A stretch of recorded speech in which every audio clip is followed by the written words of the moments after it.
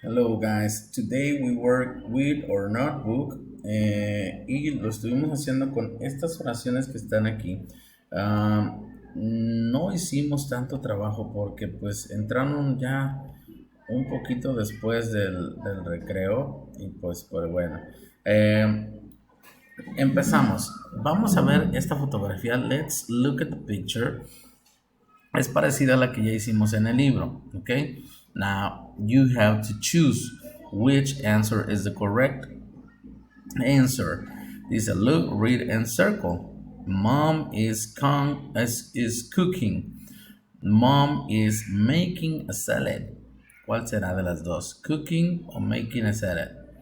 Well, let's choose. Remember, hay que escribirlas en la libreta porque estas no las tenemos en el libro, ¿ok? Si no quieren escribir todo, pues nada más escriban la oración como debe quedar. Por ejemplo, si creen que es cooking, mom is cooking. Y listo, ¿ok?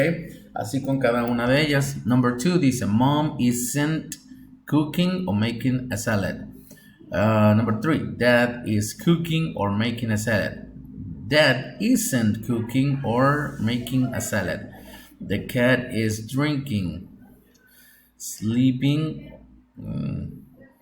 The cat isn't drinking or sleeping.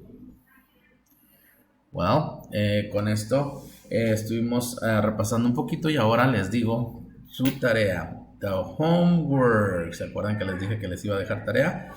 Ok, pues allá va. Esta actividad de aquí es la que van a estar realizando. Ok,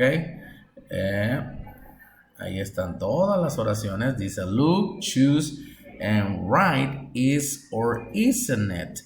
Ok, ahorita se las pongo otra vez para que lo alcancen a ver toda. Y remember, you have to look at the picture because the picture is gonna give you clues of what they are doing. Dice look, choose, and write is or isn't it. Ok, so aquí en la línea lo único que tenemos que hacer es is or isn't it para que nos quede nuestro ejercicio. Esto es de tarea. Remember, no le pueden poner dos veces is or isn't it, just one time. Así que, bueno, los espero el día de mañana, tomorrow, Tuesday, para continuar con nuestras clases, ¿ok? See you later, guys. Bye, bye.